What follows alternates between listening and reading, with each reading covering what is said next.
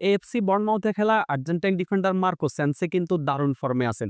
এই সিজনে এখন পর্যন্ত বর্নমাউথের হয়ে ইংলিশ প্রিমিয়ার লিগে ৪ টা ম্যাচ খেলছেন। ৪ টা ম্যাচেই কিন্তু ব্রিলিয়ান্ট পারফরম্যান্স শো করছেন তিনি। এই ৪ ম্যাচের মধ্যে টটেনহামের বিপক্ষে একটা অ্যাসিস্টও করছেন। আর গত রাতে বর্নমাউথ এবং ব্রাইটনের যে ম্যাচটা হইল, এই ম্যাচটাতে একটা টপনচ পারফরম্যান্স করছেন মার্কোস সেন্সি। এই ম্যাচটাতে তিনি ৫ টা এরিয়াল ডুয়েলের মধ্যে ৪ টা জিতছেন, ৭ টা গ্রাউন্ড ডুয়েলের মধ্যে ৪ টা তিনি জিতছেন, ২ টা ট্যাকেলের মধ্যে ১ টা ট্যাকেল তিনি উইন করছেন, ১ টা ড্রিবল সম্পূর্ণ করছেন, ১২ টা ক্লিয়ারেন্স করছেন যেটার মধ্যে তিনি হেডে ৩ টা ক্লিয়ারেন্স করছেন, ৮ টা রিকভার করছেন, ৩৪ টা অ্যাকুরেট পাস দিছেন, যেখানে তিনি ১২ টা পাস ফাইনাল থার্ডে দিছেন। এইরকম একজন ডিফেন্ডার আসলে আর্জেন্টিনা টিমে বর্তমানে দরকার। ক্রিস্টিয়ান রোমেরো এবং লিসান্দ্রো মার্তিনেজের ব্যাকআপ হিসেবে মার্কো সেন্সি আসলে খুব একটা খারাপ হয় না। কিন্তু মার্কো সেন্সিকে আসলে এই পারফরম্যান্সের দ্বারাটা অব্যাহত রাখতে হবে। ম্যাচ বাই ম্যাচ তাকে নিজেকেই ইমপ্রুভ করতে হবে।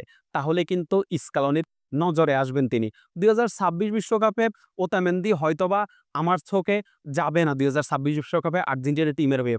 সেক্ষেত্রে আরো একজন ব্যাকআপ সেন্টার ব্যাক কিন্তু আর্জেন্টিনা টিমের লাগবে।